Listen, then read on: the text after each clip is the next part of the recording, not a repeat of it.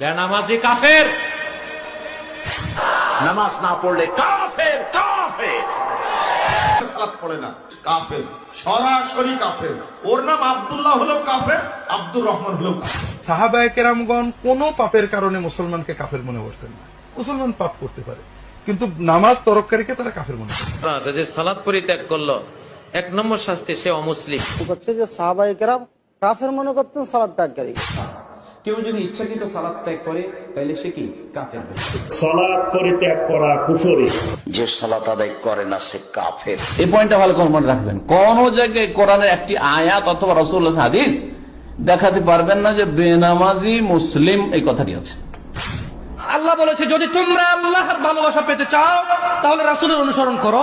রাসূল বলছে যে নিশ্চয়ই কাফের এবং মুশরিকের মধ্যে আর আমাদের মধ্যে পার্থক্য হচ্ছে নামাজ। যে নামাজ ত্যাগ করে সে কাফের হয়ে যায়।